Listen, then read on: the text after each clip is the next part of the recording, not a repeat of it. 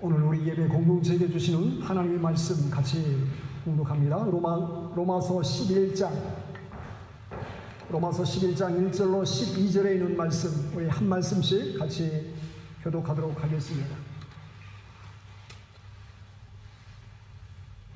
로마서 11장 1절로 12절에 있는 말씀, 제가 먼저 1절 말씀 공독합니다.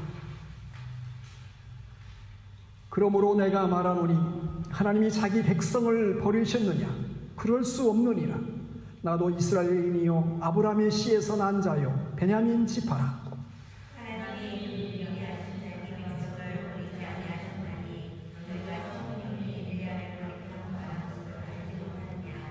그가 이스라엘 하나님께 고발하되 주여 그들이 주의 선지자들을 죽였으며 주의 제단들을 헐어버렸고 나만 남았는데 내 목숨도 쳤나이다 하니 그 일하신 대답이 무엇이냐? 내가 나를 위하여 바알에게 묻지 아니한 자가 7천명을 만들었다 하셨으니 그런즉 이와 같이 지금도 은혜로 택하심을 따라 남은 자가 있느니라. 만일 그대로 된 것이면 의로 완전하지 않으니 그렇지 않으면 유대가 은혜되지 못하느니라. 그런즉 어떠하냐? 이스라엘이 구하는 그것을 얻지 못하고 오직 택하심을 입은 자가 얻었고 그 남은 자들은 우둔하여 졌느니라. 기록된 바 하나님의 오늘까지 그들에게 온유한 심령과 보지 못할 눈과 듣지 못할 귀를 주셨다 함과 같으니라. 또 다윗이 이르되 그들의 밥상이 올무와 덫과 거치는 것과 보응이 되게 하시옵고 그들의 눈에 들여보지 못하고 그들의 눈은 항상 뜨게 하옵소서 하느니라.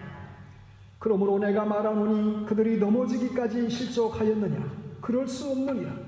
그들이 넘어짐으로 구원이 이방인에게 이르러 이스라엘로 시기나게 함이니라. 그들이 넘어짐이 세상의 풍성함이 되며 그들의 시험대가 이방의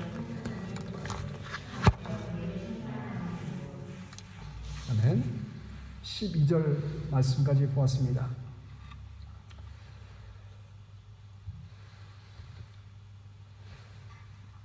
영국에서 제가 살면서 가장 자주 가는 파크가 킹스톤에 있는 리치몬드 파크입니다. 드넓은 리치몬드 파크를 차를 타고 드라이빙 하기에 매우 좋은 파크가 아닌가 생각합니다. 많은 사슴들이 살고 있고 또 아름다운 새소리와 때묻지 않은 자연 환경이 어우러진 정말 아름다운 파크라고 생각을 합니다. 또 리치몬드 파크 안에는 펜브로크 로치가 있습니다. 참 즐겨 찾는 곳인데 분위기가 있고 또 커피를 마시고 또 여러 가지 스콘도 있고 또 두루두루 마시고 또 이렇게 할 수 있는 참 좋은 그 장소가 펜브로크 로치가 아닌가 생각합니다. 이 펜브로크 로치를 산책하다 보면 뒤에 가든이 조그맣게 그 언덕배 위에 전망대가 있습니다. 전망대에서 망원경으로 이렇게 딱 보게 되면 시내에 있는 세인트 폴 성당이 보입니다. 한 10마일 넘게 떨어져 있는 곳인데 정확히 맞춰서 보면 보이고 또 반대로 보면은 또 어디가 보입니까? 히드로 공항도 망원경을 통해서 볼 수 있게 됩니다. 간혹 처음 모시고 간 분들은 이렇게 보라고 하면은 이게 잘 안 보인대요. 왜 잘 안 보입니까? 그건 초점을 잘 맞춰야만이 맞춰서 보게 될 때에 10마일 이상 떨어진 곳도 이렇게 좀 잘 집중해서 볼 수 있게 된 것입니다. 우리는 때때로 더 세밀하고 또 정확하게 보기 위해서 망원경으로 이렇게 살펴보듯이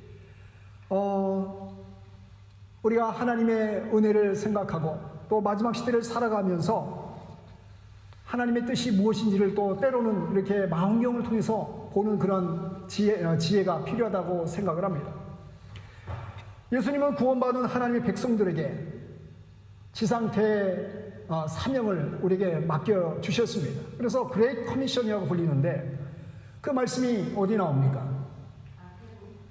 마태복음 28장 19절로 20절에 말씀이 기록되어 있습니다. 우리가 최소한 이 말씀은 우리가 좀 모든 그리스도인이라면 다 암송을 하고 있어야 될 말씀이 아닌가 생각합니다. 그러므로 너희는 가서 모든 족속으로 제자를 삼아 아버지와 아들과 성령의 이름으로 침례를 주고 세례를 주고 내가 너에게 분부한 모든 것을 가르쳐 지키게 하라. 이것이 주님께서 마지막 유언하듯이 모든 그리스도인들에게 주신 거룩한 대사명이다라고 말할 수 있습니다. 이것이 복음의 사명이고 전도의 사명이고 선교의 사명입니다. 마지막 때의 선교가 어떻게 완성되어질 때에 대한 우리는 그러므로 이해하는 그런 마음이 있어야 됩니다. 마치 망령을 통해서 마지막 시대에 어떻게 복음이 증거될 것인가를 바라보는 그런 관점에서 보게 되면은 오늘 특별히 로마서 이제 11장을 우리가 들어가고 있는데 이 사도 바울이 말하고자 했던 것들의 그 핵심 내용 중에 핵심 내용이 바로 11장입니다.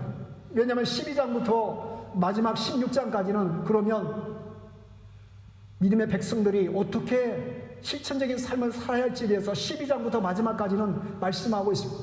그래서 1장부터 11장까지 말씀을 통해서 이제 하나님께서 택함받은 백성들을 어떻게 구원해 주셨고 죄인들을 어떻게 구원해 주셨고 어떻게 믿음으로 의롭다는 칭함을 주셨고 하나님의 백성 삼아 주시는지를 로마서 1장부터 쭉 말씀을 하고 나서 그 마지막 그 주제가 다시 어디로 향하고 있습니까? 이스라엘로 향하고 있습니다. 오늘 로마서 11장의 말씀도 마지막 그 구원의 완성이 어디에서 끝날 것인지 그것을 다시 한번 다짐하면서 말씀하는 그 말씀이 바로 로마서 11장으로 볼 수 있어요.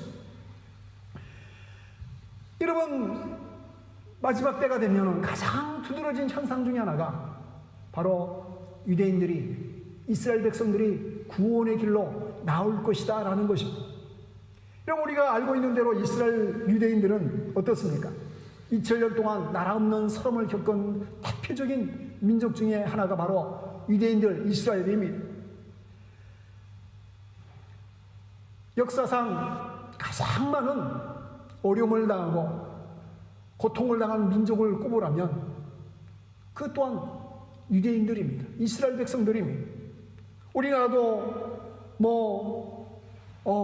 역사상 가장 많은 침략을 당하기도 하고 어려움을 당했지만은 유대인들에 비해서는 마치 게임이 되지 않을 정도로 유대인들은 많은 나라 없는 수를 겪으면서 전 세계에 흩어졌고 그리고 이제 예루살렘 중심으로 해서 이스라엘 땅을 회복하긴 했지만은 여전히 유대인들을 향한 바라보는 시선들이 곱지 않은 것을 보게 되는 것입니다. 말씀을 준비하면서 어제 뉴스를 보니까 어제 뉴스 보시던 분 아마 아실 텐데 미국 펜실베니아주 피츠버그 시티에서 테러가 일어났어요. 토요일이 보통 안식일인데 유대인 그 시나고그 회당에서 예배하고 있는 그 예배당에 들어가서 총을 난사했습니다. 46세 된 그 백인이 총을 난사하면서 11명이 죽고 6명이 중경상을 입었습니다. 여러분, 노스런던 가면 유대인들이 많이 살고 있는데 시나고그에서 어떤 모임이 있으면 꼭 앞에 10km를 세워요. 두세 명씩 꼭 안전요원을 세우고 모임을 하게 돼요.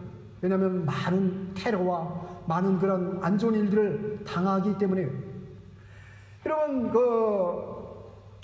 어제 기사를 보면서 그 유대인 단체에서 뽑아낸 통계에 의하니까 미국에서만 2016년도에 1367건의 크고 작은 테러가 일어났어요. 오로지 유대인들을 향한 테러예요. 뿐만 아니라 2017년도에 1986건의 테러가 일어났어요. 2017년도가 약 57%나 그 혐오하는 테러 그 퍼센티지가 증가한 것입니다. 세상에 많은 사람들이 유대인들을 바라보면서 유대 민족은 예수님을 십자가에 못 박은 그 대가를 심판을 당하고 있는 것이다 라고 생각하는 사람들이 있습니다. 또 어떤 사람들은 유대인들은 가는 곳마다 특별히 고리대금으로 이자놀이를 해가지고 많은 사람들의 그 어려움을 더 어렵게 만드는 그런 식으로 돈을 벌어서 그렇게 어려움을 당한다, 미움을 당한다 이렇게 생각하는 사람도 있습니다. 또 어떤 사람들은 이 유대인의 문화가 폐쇄된 게토 문화라는 말은 울타리를 치고 자기들끼리만 히브리어를 쓰고 히브리의 그 전통을 따라서 그 나라에 살아도 그 나라를 이게 배척하는 그런 게토 문화를 지니고 있기 때문에 어울리지 못하고 이렇게 왕따를 당하는 그런 민족이 유대인이 민족이 아니냐 이런 식으로 생각하는 사람도 있습니다. 그리고 또 어떤 부분에 있어서는 어느 민족보다 민족적인 우월주의와 또 착한 백성이라는 그런 편견이 강한 민족이 유대인이 아니냐, 그렇기 때문에 이렇게 차별을 당하고 어려움을 당하는 것이 아니냐 이렇게 생각하는 사람도 있습니다. 저 또한 예전에는 그렇게 생각했던 것 같아요. 유대 역사라든지 또 여러 가지 그 유대와 관련된 이스라엘과 관련된 책들을 보면서 참 풀리지 않는 수수께끼 중에 하나가 바로 유대인들이었습니다. 많은 사람들이 지금도 유대인을 바라보면서 이렇게 곱지 않게 바라보는 것이 지금의 세상적인 관점에서 바라보는 유대인들의 그 모습이 아닌가 생각합니다. 그래서 차별을 하기도 하고 여러 가지 정말로 고난을 주기도 하는 그런 모습이 전 세계에서 일어나고 있는 것이 아닌가 생각합니다. 그런데 우리가 로마서 9장부터 10장 또 오늘 11장을 우리가 보면서 하나님의 말씀은 그렇지 않다는 것입니다. 사도 바울은 로마서 11장에서 이스라엘의 구원의 절정으로 말씀을 하고 있어요. 로마서 1장부터 8장까지는 이방인의 구원과 자연인의 구원과 개인의 구원을 말씀하고 있다면 이제 9장부터 11장까지는 온 인류의 구원을 말씀하면서 그 중심에 바로 이스라엘의 구원과 회복이 있을 것임을 말씀하고 있는 것입니다. 그래서 오늘 본문에도 하나님의 택함 받은 이스라엘 백성을 결코 버리지 않는다라는 것입니다. 오늘 본문 1절에서 하나님은 자기 백성을 버리지 않는다는 것을 다시금 말씀하고 있습니다. 여러분 1절 말씀을 우리 다시 한번 읽어보기 원합니다. 그러므로 내가 말하노니 하나님이 자기 백성을 버리셨느냐? 그럴 수 없느니라. 나도 이스라엘인이요 아브라함의 씨에서 난 자요 베냐민 지파라. 저는 예전에는 하나님이 자기 백성을 버리시느냐 이 말씀을 들으면서 물론 유대인들로 생각하고 이스라엘 백성들로 생각하지만 그래 예수님을 믿고 하나님의 자녀된 먼저 나 자신을 먼저 생각하면서 이 1절 말씀을 대했습니다. 그러나 엄밀한 의미에서 보면은 이 문장에서의 하나님이 자기 백성을 버리시느냐 이 말씀의 뉘앙스는 바로 이 문자적으로 표현된 유대 이스라엘 백성들을 지칭하고 있는 것입니다. 사도 바울은 바로 자신이 그 첫 번째 증거라고 말하면서 하나님의 말씀에 불순종했던 자신이었지만 하나님께서 구원의 은혜를 나에게 베풀어 주셔서 예수 구세주를 영접하게 하셨고 하나님의 자녀 삼아 주셨던 그 첫 번째 증거가 바로 사도 바울 자신이었음을 말씀하고 있는 것입니다. 여러분 사도 바울이 누구입니까? 예수 믿는 사람들을 붙잡아 감옥에 집어넣고 죽이려고 했던 사람이 바로 사도 바울이었습니다. 그것이 하나님의 뜻을 이룬다고 생각했던 대표적인 유대인 중에 하나가 바로 사도 바울이었습니다. 그러나 하나님의 구원의 은혜는 다메섹 도상에서 이 사도 바울을 완전히 변화된 그리스도인으로 삼아주셨고 이방인의 사도로 삼아주셨습니다. 그 첫 번째 은혜의 그 증거가 바로 누구라는 것입니까? 바로 자기 자신 사도 바울이었다라는 것입니다. 그리고 하나님의 자기 백성인 이스라엘을 버리지 않았다는 두 번째 증거로 누구의 예를 들고 있습니까? 2절부터 4절까지 보니까 엘리야의 예를 들면서 설명하고 있습니다. 영적으로 칠흑같이 가장 어두운 시대일 때 아합왕과 이세벨이 통치하던 그 시대에 엘리야 선지자가 하나님께 이렇게 간구합니다. 3절에 보면 주여 그들이 주의 선지자들을 죽였으며 주의 제자들을 헐어버렸고 나만 남았는데 내 목숨도 샀나이다 하니. 이 표현이 이렇게 정중하겠지만은 소위 이렇게 얘기해요. 하나님 다 죽었어요.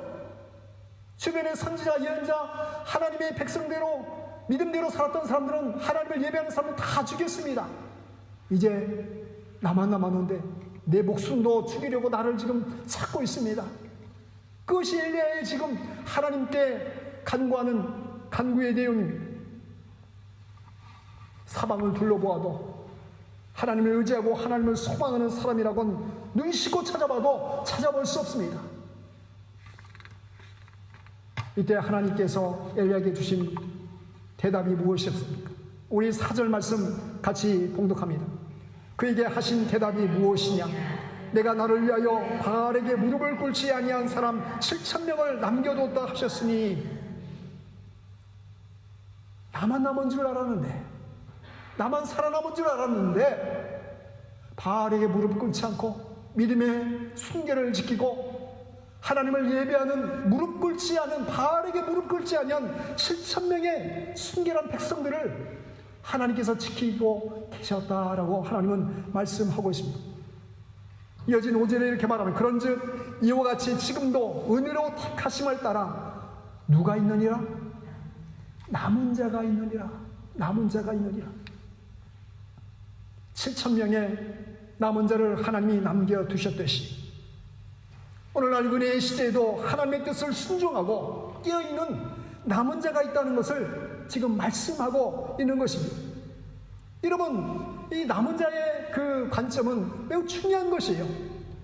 오늘날 마지막 시대에 매우 중요한, 이것은 신학적인 주제이기도 합니다. 그래서 렘넌트 디알러지가 신학교 과목 중에 또 중요한 한 그 과목 중에 하나예요. 남은 자 신학, 남은 자의 신학. 여러분, 이사야서와 또 예언서에서 이 부분을 몇 번을 다루고 있냐면 약 540회 이상을 남은 자, 하나님께서 택함 받은 백성들을 지키고 보호하시고 그들의 영적인 순결을 보호하시는 그러한 남은 자의 신학이 540번 이상 반복해서 그들을 보호하고 지키고 계시다는 것을 말씀하고 있어요.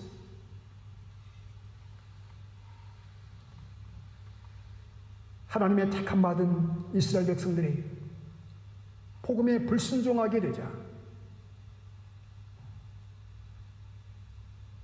복음의 명맥이 다 끊어져서 이제 이방인들만 예수님을 믿는 줄 알았는데, 하나님은 시대를 초월해서 여전히 남은 자를 남겨두셨고,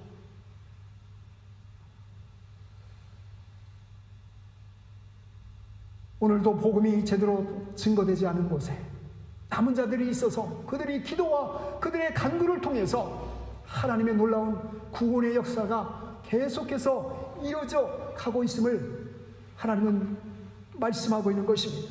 오늘 본문 12절을 보면 이방인들의 복음이 전해지기 전에 유대인들을 향해서 이렇게 말씀합니다. 그들의 넘어짐이 세상의 풍성함이 되며 그들의 실패가 이방인의 풍성함이 되거든 하물며 그들의 충만함이리요. 누가 넘어졌다는 것입니까?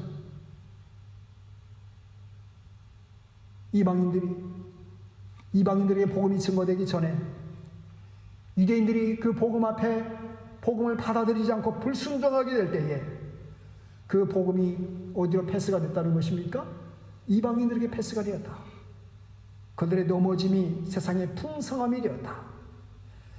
유대인들의 실패가 이방인들의 풍성함이 되거든 하물며 유대인들이 구원의 은혜 가운데 회복되고 구원의 은혜 가운데 돌아오게 될 때에 그 풍성함으로 인해서 모든 세계 열방 가운데 모든 이방인들 가운데 더 큰 풍성함이 임할 것이다. 그것이 바로 오늘 12절의 말씀인 것입니다. 여러분, 12절 말씀을 제가 다른 버전 현대인의 성경으로 읽어보겠습니다. 이스라엘의 범죄와 실패가 온 세상 사람들에게 넘치는 축복을 가져다 주었다며 이스라엘 전체가 하나님께로 돌아올 때는 더욱 더 큰 축복이 넘치지 않겠습니까? 여러분, 그러므로 우리가 유대인들을 바라보면서 이제는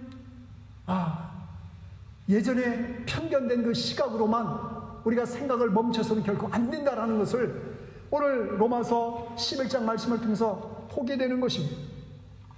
유대인들이 복음을 순종하지 못함으로 인해 그 복음의 가장 큰 혜택을 받은 사람들이 누구예요? 이방인들이라는 것입니다. 이방인.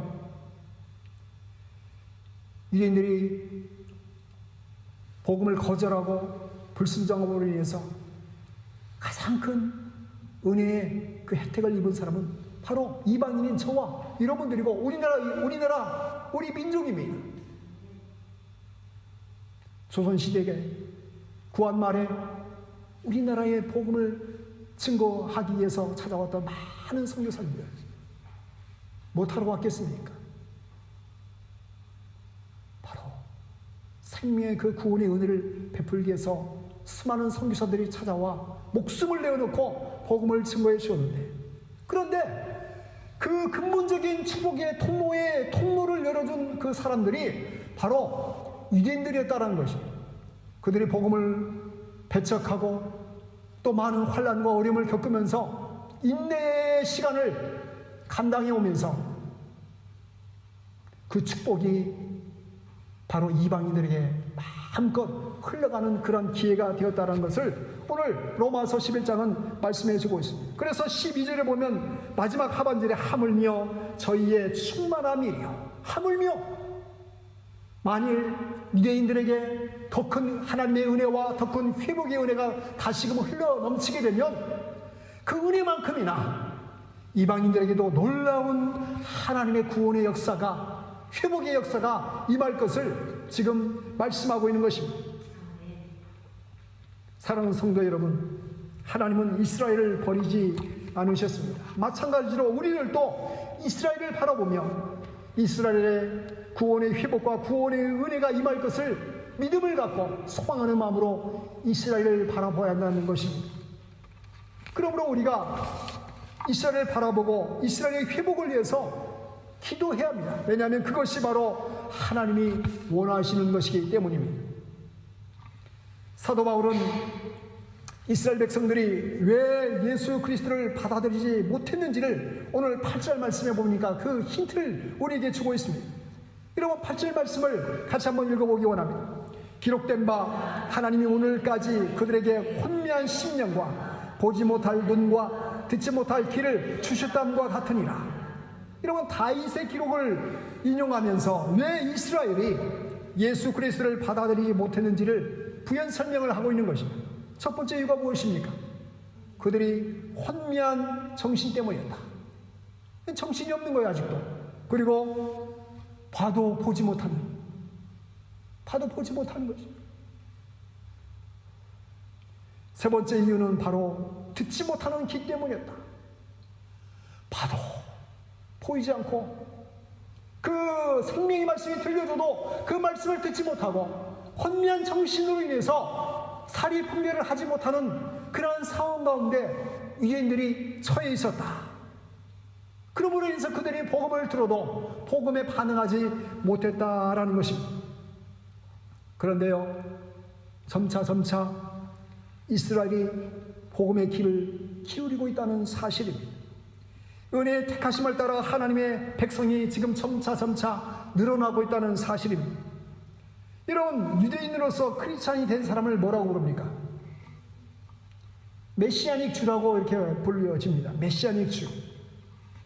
여러분, 이들이 대략 2007년도까지 그들의 숫자가 약 12,000명에 다다랐다고. 12,000명. 이 12,000명도 엄청난 숫자인 것이에요.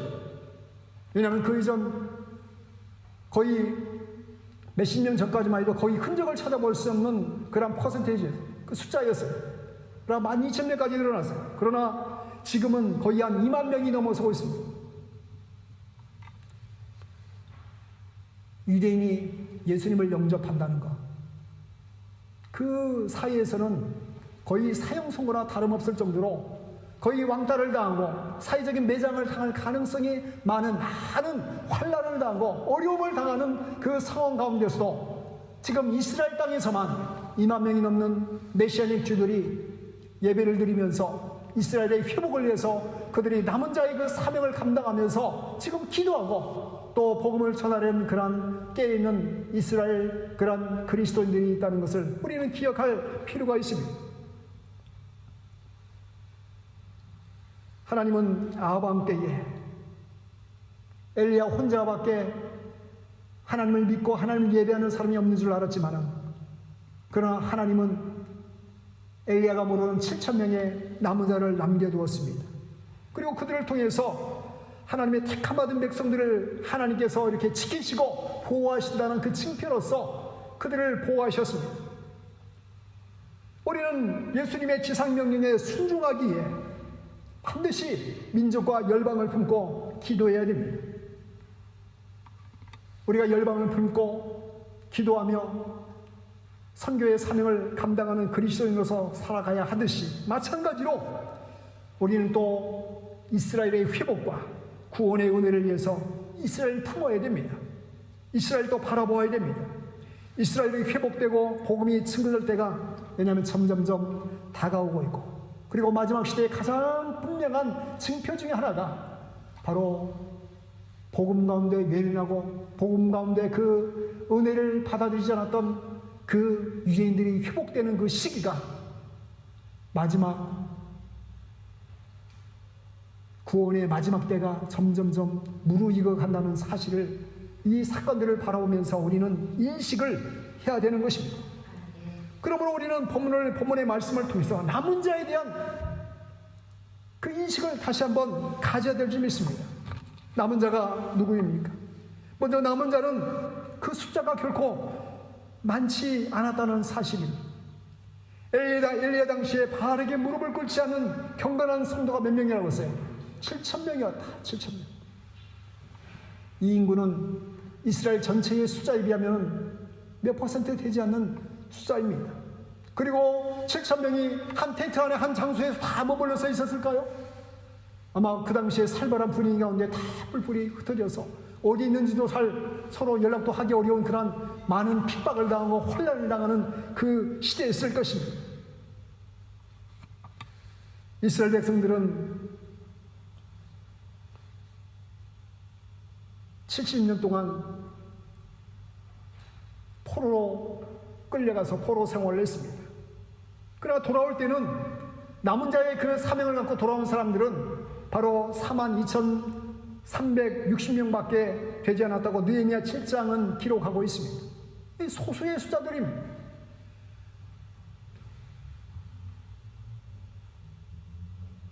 장정만 다윗 왕 전성기에 130만이 넘었던 그런 숫자, 최소한 200~300만 명이 넘는 그런 인구 가운데 다 포로로 끌려가서 돌아온 숫자는 42,000명을 약간 넘고 있습니다. 어느 시대이든 구원받고 깨어있는 그 성도의 숫자는 다수가 아니라 소수라는 사실을 기억하면서 예수님께서 우리에게 당부하신 말씀이 무엇입니까? 소문문으로 들어가라. 열망으로 인도하는 문은 크고 그 길이 넓어 그리로 들어가는 자는 많고 생명으로 인도하는 문은 좁고 길이 협착하여 찾는 이가 적음이니라. 오늘 이 시대에 살아가면서 쉽게 믿음 생활하고 그냥 스트레스 안 받고 예배 드리고 싶을 때만 예배 드리고 또 내일 있으면 계획이 겹쳐지면 그냥 내 편한 대로 편하게 신앙생활하는 그냥 썬데이 크리스찬 그런 사람들이 얼마나 많이 있습니까? 그러나 어찌 보면 그런 신앙생활을 하는 성도는 남은 자의 그런 성도의 모습이 아니다라고 생각할 수 있습니다. 여러분 교회 공동체에 100명이 출석한다고 생각해 보십시오. 100명이 다 정말로 깨어있고 헌신된 성도입니까? 저는 지금까지 목회 사역을 하면서 거의 그런 교회를 찾아보지 못했던 것 같아요. 잘해야 20%, 정말 잘하면 25%, 30%고 보통은 10% 미만이고 100명 중에 10명 그 사람들이 기도하면서 그 사람들이 깨어있어 그나마 교회가 유지되어 그나마 교회가 선교적 사명을 감당하려고 애쓰는 그들의 그런 헌신을 통해서 교회가 이렇게 세워져 나가는 것을 보게 됩니다. 사랑하는 성도 여러분, 숫자는 중요한 것이 아닙니다. 여러분 각자가 삶의 자리에서 믿음의 자리에서 깨어있는 자로서 하나님 앞에 내 삶을 정말로 바로 세워가고 정말로 하나님의 뜻이 이루어지기 위해서 여러분의 삶의 자리에서 기도하며 말씀을 순종하며 그리고 내가 열방이라는 것을 꿈꾸기에는 너무나 막이란 것 같지만 하나님께서 이루어가실 하나님의 나라를 바라보시면서 기도하고 무릎 꿇는 그런 깨어있는 성도의 모습이 남은 자의 신앙의 자세가 아닌가 생각합니다. 또한 이 남은 자는 바로 어떤 자들이 남은 자입니까? 바로 환난을 극복한 승리자들이 남은 자의 모습입니다. 엘리야 당시에 남은 자가 7,000명이라고 했는데 그 당시에 아합왕과 이세벨의 그 무서운 핍박과 박해를 피해서 어쩌면 드러내놓고 결코 믿음 생활을 하지 못했을 것입니다. 그럼에도 불구하고 바알 우상 앞에 무릎을 꿇지 않는 깨어있는 성도들의 그 모습을 하나님은 기뻐 받으시고 그들을 칭찬해 주셨던 것입니다. 아까 말씀드렸듯이 70년 바벨론 포로 생활에서도 돌아온 백성들은 하나님께서 우리를 다시금 약속하신 대로 돌아가게 하실 것이다. 하나님이 우리의 그 고국 땅 팔레스틴으로 다시금 우리를 돌아가게 해 주실 것이라는 그런 소망의 끈을 놓지 않는 4만여 명의 그 사람들은 돌아오는 그 대열에 합류할 수가 있었던 것입니다. 이런 요한계시록 7장 14절에 보면 하나님의 보좌 앞에서 구원받아 희도스러운 무리들을 향해서 이렇게 표현합니다. 큰 환난에서 나오는 자들이라고 이렇게 말씀하고 있습니다. 이어지는 요한계시록 7장 17절에 보면 하나님께서 그들의 눈에서 모든 눈물을 씻어 주실 것임이니라. 믿음 생활을 감당하면서 마음속에 사무치고 뼈에 사무쳤던 많은 서름과 어려움과 고난들을 주님 앞에 주님의 은혜의 보좌 앞에 나왔을 때에 눈물을 글썽이며 눈물을 쏟아내는 하나님의 택한 백성들을 바라보시면서 하나님께서 그들의 눈에서 모든 눈물을 씻어 주실 것임이니라. 하나님이 이렇게 말씀하고 있습니다. 여러분, 우리는 세상을 바라보며 살아가는 존재가 아닙니다. 그리스도인들은 주님을 바라보며 하늘나라를 소망하며 숨쉬고 꿈꾸고 살아가는 존재가 바로 그리스도인들입니다. 여러분, 우리는 영국에서 살아가면서 우리의 믿음의 큰 환난과 어려움이 과연 무엇입니까? 말씀을 준비하면서 도대체 영국에 살면서 우리에게 주어지는 큰 어려움이 무엇인가? 고난이 무엇인가? 환난이 무엇인가? 바로 그것은 어쩌면 환난이 없는 것이 더 큰 유혹이 아닌가, 어려움이 아닌가 생각해 볼 수 있습니다. 만일에 교회 가는 것이 매를 맞는 것이고 감옥에 가는 것이고 정말 생명을 내어놓아야 할 그런 선택의 기로가 신앙생활을 하는 것이라면 어쩌면 그것 때문에 선명하게 선을 그어서 나는 하나님의 백성의 길을 가노라고 하면서 당당하게 그 길을 걸어갈 수도 있을 것입니다. 그러나 오늘 우리가 살아가는 삶의 자리는 선을 그을 만한 나는 그리스도인의 길을 가노라고 내 길은 이렇게 갑니다라고 선을 그으면서 갈 만한 그런 선이 보이지 않습니다. 왜냐하면 적당히 타협해도 적당히 믿음 생활에도 내가 믿음 생활 잘 하고 있는지 잘 못하고 있는지 분간하기 어려운 그런 영국 땅에 살고 있기 때문일 수 있습니다. 그래서 어쩔 때는 굳이 말씀을 읽어야 하나, 굳이 기도할 필요가 있나, 굳이 선교적인 부담을 갖고 살아야 할 필요가 있나? 그런 생각이 들 때도 있습니다. 그러나 여전히 우리는 믿음의 영적인 전쟁터에 서 있다는 사실을 반드시 기억하며 살아야 됩니다. 그렇지 않으면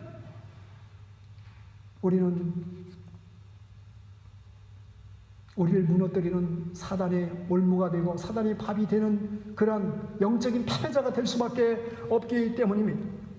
베드로전서 5장 8절은 근신하라, 뛰어라, 너희 대적마귀가 우는 사자같이 두루 다니며 삼킬 자를 찾나니 너희는 믿음을 굳건하게 하며 그를 대적하라고 말씀하고 있습니다.